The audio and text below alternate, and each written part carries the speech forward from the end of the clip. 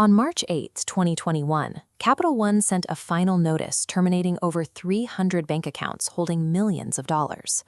Without an explanation from the bank, the Trump organization faced immediate operational paralysis, with vendor payments and daily business transactions frozen midstream.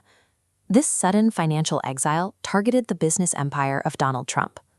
When a major financial institution removes access to capital without warning, it creates a dangerous information vacuum that demands a specific answer. That answer arrived in 2025, when the Trump Organization and Eric Trump filed a federal lawsuit against the bank. Their core accusation claimed that Capital One had implemented a woke corporate policy, specifically designed to sever ties with conservative political figures.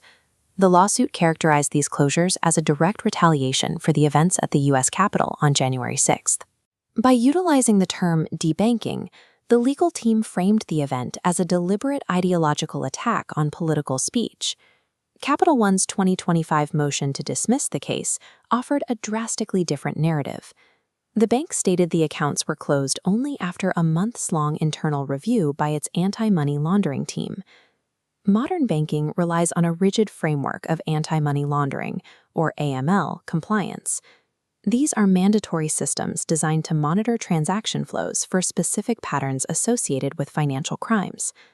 This set a highly visible political accusation against the invisible bureaucratic machinery of global risk management. These banking regulations originate from standards set by global bodies, like the United Nations and the World Bank.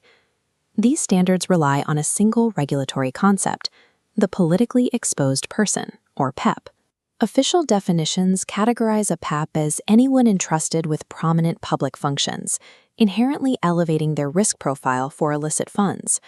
Built to track foreign dictators, this framework is now aggressively applied to domestic U.S. politicians and their families.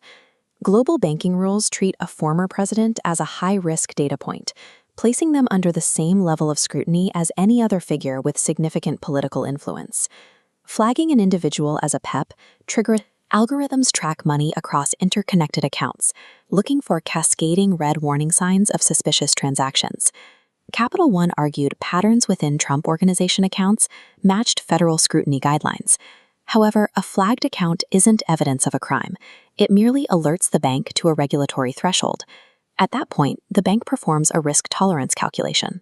If the legal cost or reputational peril of monitoring a PEP becomes too high, the institution will simply cut ties. Corporate debanking is rarely a statement of morality. It is a mathematical decision based on the cost of compliance. The public outrage over these closures is amplified by a systemic trap within the Bank Secrecy Act. This federal law actually prohibits banks from telling clients exactly why their transactions were flagged or why their relationships were terminated. This mandated silence leaves a vacuum that is inevitably filled by political conspiracy theories and public suspicion. This institutional friction is pushing high-profile figures away from traditional banking and into alternative, less regulated systems like cryptocurrency. When rigid anti-laundering laws collide with a polarized political landscape, routine financial compliance is destined to be perceived as a targeted attack.